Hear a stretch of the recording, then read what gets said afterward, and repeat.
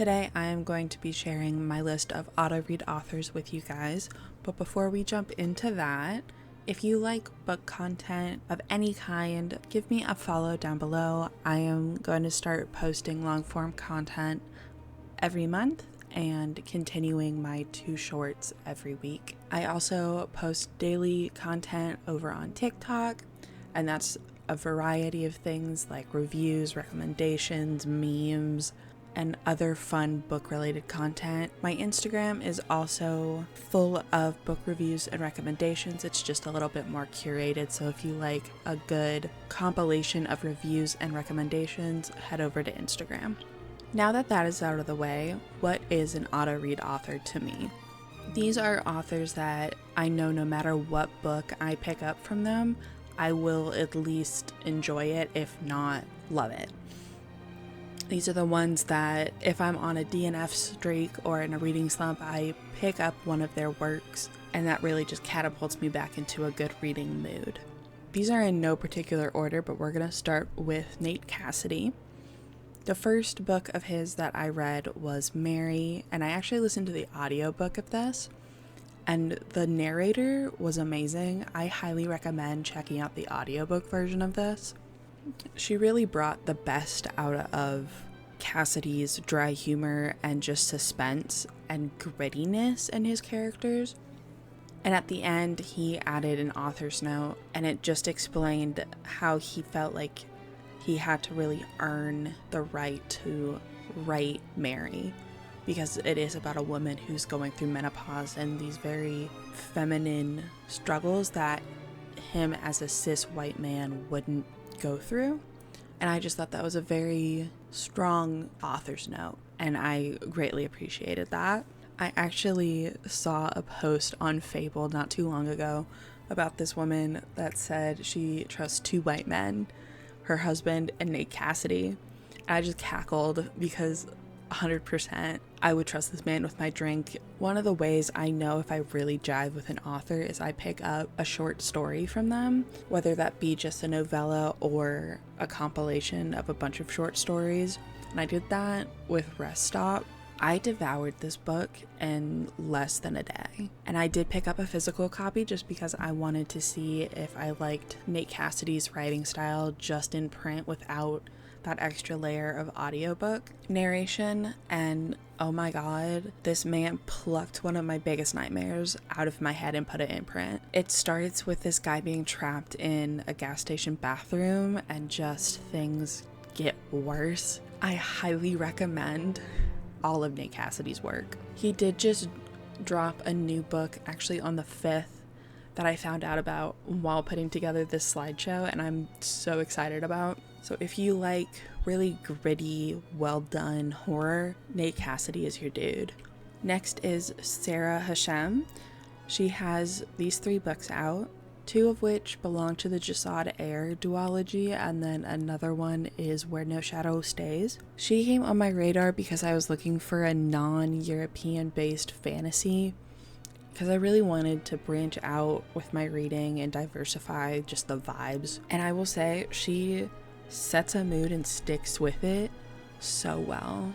And also the fact that she has written both in fantasy and horror is just great. I love it when I can cross those genre bounds with a single author. I actually may have liked her horror more than her fantasy duology, but that might just be my horror bias peeking through. I still highly recommend reading all of her work. It's only 3 right now, so it is a pretty easy task to do, but it is so worth it. I saw on Goodreads that she has a book slated to come out next year, which is very exciting, so now is a great time to kind of sample her work and get into it, because you do have that release coming up, I think, early next year. Petra Lord may only have 1 book, but she only did 1 book to get on this list. Queen of Faces had such a very interesting and well put together commentary on gender and class, and the way that they used the chassis to go about facilitating those conversations was so well done. I would have never thought to have basically androids have magic and use that to create this just gorgeous world with such deep lore, and each character is just so perfectly crafted that I couldn't recommend this enough to any person who wants a good fantasy magic book. It also just helps that the cover's gorgeous.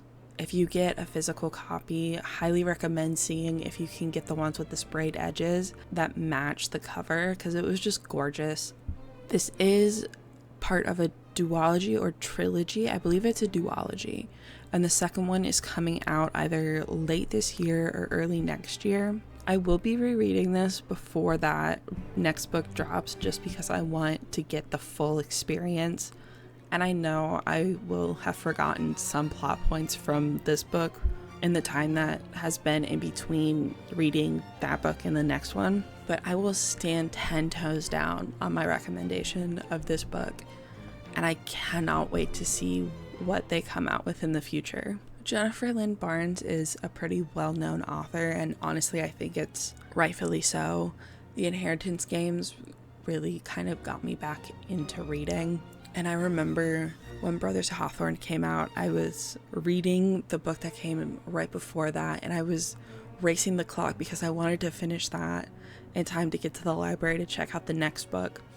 So then I could stay up late reading Brothers Hawthorne, so then I knew what happened, and I was just so excited. And I think the transition between Inheritance Games and the Grandest Games was done really well. Her short stories I don't jive with as much, and that's okay. I think her strong suit is really in the puzzles and just how complex they can be, even, and I don't think that comes across as well in short form.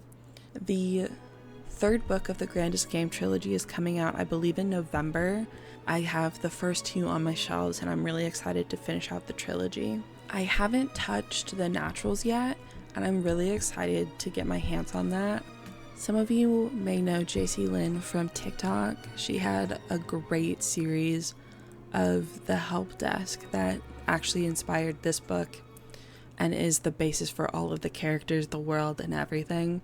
You don't have to know anything about the TikTok skits that she did in order to read this. I kind of knew what I was getting into, and I bawled my eyes out at least 3 times while listening to this book.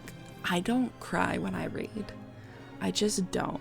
And this one had me bawling. We are getting book 2 soon, and I am so excited. I cannot wait, but anything that JC puts out, I'm gonna pick it up. I just love her world building, and her characters are just so lifelike. Rick Riordan is another name that you probably know because of Percy Jackson. I didn't get to read it when it came out when I was in junior high, middle school. And I finally was like, oh, I want to know what the hype's about. I picked up The Lightning Thief, and I've really just kind of been working my way through the series as I need something that's easy and I know I will enjoy. I'm almost done with the senior year portion of this series, and I've just loved it so far. I will probably be keeping up my system of picking up one book here and one book there until either the world ends, he does something super problematic, or I run out of books from him. That last one I don't think is happening anytime soon because we are getting another Percy Jackson book soon. I also just love how he writes the gods, and I'm really excited to see what he has done with other pantheons. And eventually I'll get around to watching the movies and the TV show. Next up is Bracca Smith. She is on the level of N.K. Jemisin, and I need more of you to know about them. Vengeance Has No Sound was my second read of the year, and I'm still thinking about it. The main character is deaf, and Bracca uses that so well through the entirety of the book, and just the depth of the world and the characters is so well done, and I just need the next book as soon as possible. I also just need more people to get into this book so that maybe one of you will be an animator or something, and maybe one of you will want to make like a fan animation or something, because I would love to see that, but that is not where my artistic talents lie. If we could get like an Owl House version of this book, I could die happy. And I am so excited to see where the rest of this series goes. And I just cannot recommend this book enough. The first Hunger Games book came out when I was in junior high, and I was an angsty little child. And I was like, I'm not like other girls. I'm not going to read the Hunger Games. I'm going to read other cool books. I don't know what else was popular then, but I distinctly remember finally caving when the movie came out. And I was like, at that moment, we were out of town and we needed something to do. And I was like, oh, we'll go see the movie. No one will know. And I can just pretend that I didn't and that I still hate this, because I was convinced that I wouldn't like it. And I walked out of the movie theater absolutely loving it and was like, okay, maybe it's popular for a reason. And ever since then, I've been keeping up with all the releases. And Sunrise on the Weeping, oh my god. I am both so excited and also so scared of the movie coming out later this year. It's gonna wreck me. I'm gonna take a whole box of tissues. I think everyone at this point knows how good of a writer Suzanne Collins is. As I was putting together the slides for this, I was on this slide and my spouse saw Gregor the Overlander and was like, oh my god, I have those books. You should totally read them. And that just cemented the fact that, yes, I am going to read her middle school series because I just love her writing so much. And apparently it's a great series. So from my non-reader spouse to all of you, you should check out Gregor the Overlander. Another amazing author is Tigus Grimma. Her debut novel, A Mortal Lark, just was the book I didn't know I needed. The combination of dark academia and black vampires is amazing.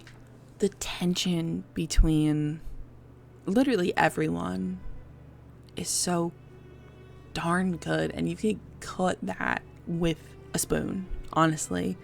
I cannot get enough of vampire institutions, and it is because of this series. And I am so excited for the third book to come out, because I will be returning to book 1 and 2. So then book 3 hits as hard as it's supposed to. This is another release that I'm both so excited for and also dreading, because I know it's gonna hit. I know it's gonna be so good. And I really hope that you all are also gonna be reading the third book so that we can commiserate with each other. C.G. Drews is best known for Don't Let the Forest In and Hazelthorn. They also just had You Did Nothing Wrong come out, and I actually woke up early so I knew I could go to my favorite indie bookstore and get a copy, and I double checked their website that they had it in stock. And not to brag, but I made a little vlog about going to get that book, and I posted it on TikTok, and C.G. Drews reposted and commented, and I still think about that, honestly. Highlight of my day, if not like my month. I don't think I have ever side-eyed plants so hard in my life than the times that I did while reading Don't Let the Forest In and Hazelthorn. Making plants sinister was the best and worst thing ever. This was my first kind of dalliance into botanical horror, and I can't get enough of it. Especially when it's so dang pretty. Like, the covers are amazing. The art that people have made is just top notch. And I still think about some of the special editions that other places put out.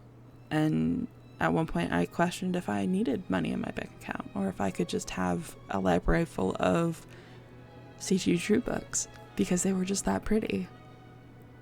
I know they say don't judge a book by its covers, but when the covers are gorgeous, judge away. And this one delivers. like the bar is set high by that cover art, and the inside lives up to it. Another indie author that I need you all to know about is Evelyn Hart. For me, this is like on the same level as Fourth Wing. Like, this is my Fourth Wing. If you like dragons, read this book. If you like romantasy, read this book. If you like Deadly Trials, read this book. If you like gods, read this book. If you like badass women, read this book. This is another one I need to put the animators on. Mostly because I want to know if I imagined everyone correctly. But also, I think this would just make another great TV show. We got a lot of snippets of other writings and conversations throughout the book, and it just made it come alive so much more. I actually was reading this while on vacation, and I stayed up so much later than I should have every single night because I just couldn't get enough of this book. And we are getting book 2 either later this year or early next year. I know ARC applications are open at the time of recording this because I dropped everything and I ran to that application. And I am so excited because we stopped at one heck of a stopping point, and I need to know what happens next. If you take a second recommendation from me, read this one. Because I don't know what the heck these indie authors are eating, but they're killing it. I am not a huge just romance girl. Normally I go for like dark romances or romantasy just because I need something else for me to like romance. However, I will devour a Allie Hazelwood book. If it's romantasy, great. If it's not, great. If I need a romance, if I want a romance, I go to Allie Hazelwood. And whatever book is available, I grab it. Because I know no matter what, I'm going to be blushing and like giggling like a little schoolgirl. And just the men yearn. And I yearn for men that yearn. She is another author that I highly recommend the audiobooks for because they just are amazing. Most of them are dual narrated and both of them just top notch, no matter what book it is. Allie Hazelwood is one of the few authors that every single book of theirs that I've read is 4 stars or above. And I am a hard writer, so consistently hitting that bar is pretty dang impressive. Up next is Rachel Smythe, and they are the author of Lore Olympus. I actually have a whole shelf dedicated to this series because the art style is amazing, and I just needed that. One of the latest volumes is actually one of the few pre-orders that I've done, like ever, and I am kind of sad that the series is ending soon. I think we're getting the last book before the end of the year, but at the same time I'm really excited to see what they come up with next. Caitlin Starling was the first horror author that I read. I picked up The Death of Jane Lawrence a little over 3 years ago, and I still think about it to this day. Nothing has ever quite reached that same level for me, but I will pick up every single book that she puts out because I know that I'm in for a weird ride and I want to know what is going on inside that head. If you enjoyed Starving Saints even just a little bit, I highly recommend Grace View Patient.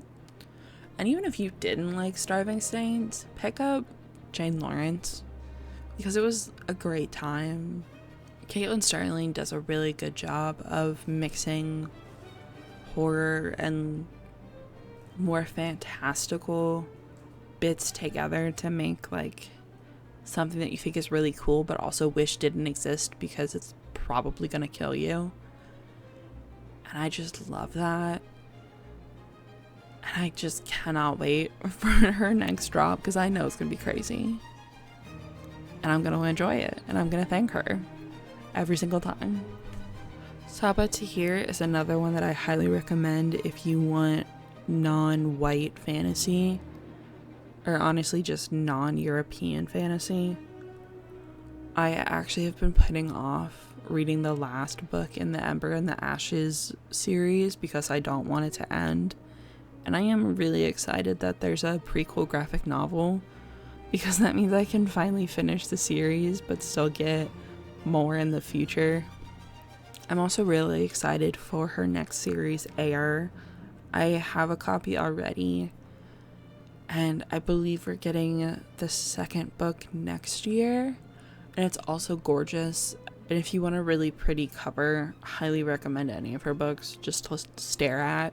I normally am a hardcover girly, but the Ember and Ashes paperback, which you can see on the left, is just gorgeous, and I like it better than the hardcover, so I might pick out the paperback versions.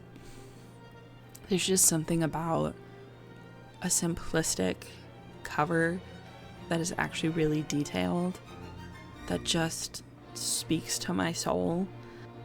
Holly Jackson doesn't really need an introduction because I feel like most people know about A Good Girl's Guide to Murder. If you don't, it's a great trilogy. And another one that really helped me get back into reading. I absolutely love all of Holly Jackson's YA work.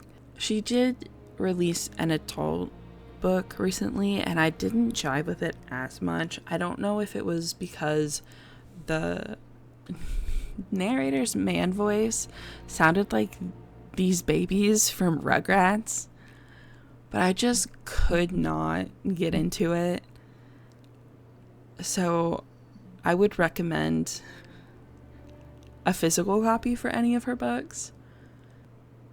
If you enjoy murder mysteries, 100% would recommend A Good Girl's Guide to Murder. And if you like a thriller, especially ones where it's like a locked room concept, 5 Survived, 100% would recommend. And all of Holly Jackson's YA work is just great and honestly worth even rereading. If you ask me to put together a list of authors, Andrew Joseph White will be on it. Probably in the first spot, if not the second. If you like horror and can handle body horror, you're gonna love their work.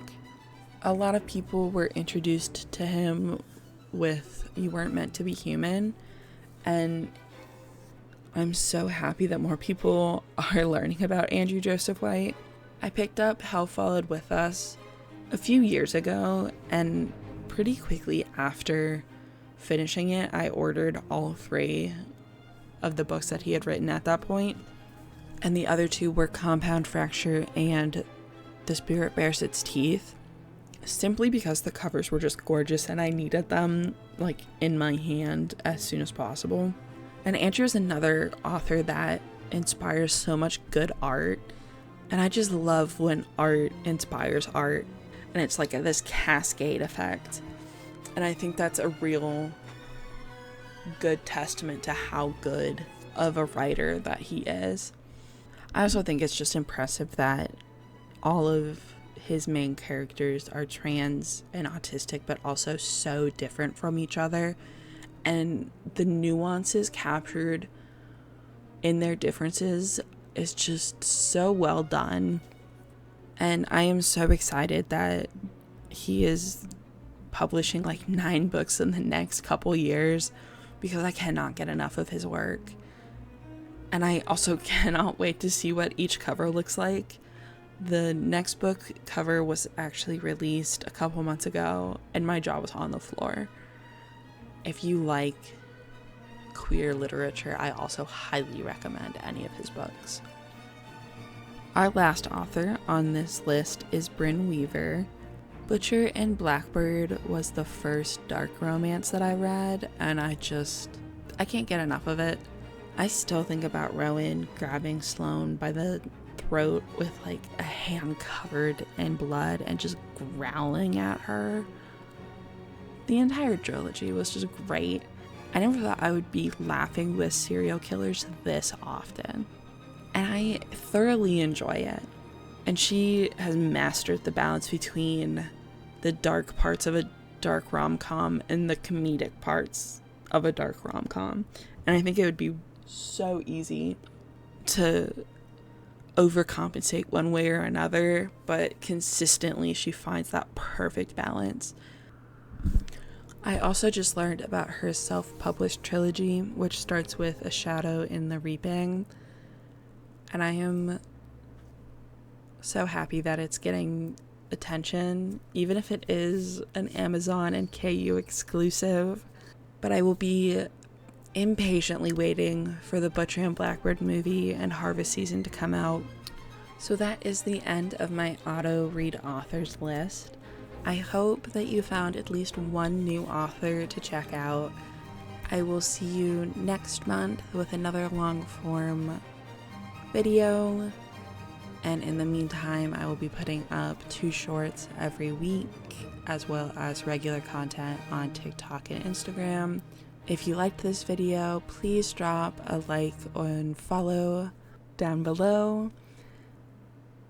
If you like pop culture art, like Pokemon or anime, check out my art shop under the Nerdy Tabby. I'm on all social media except for YouTube. I hope your next read is an amazing 5-star story.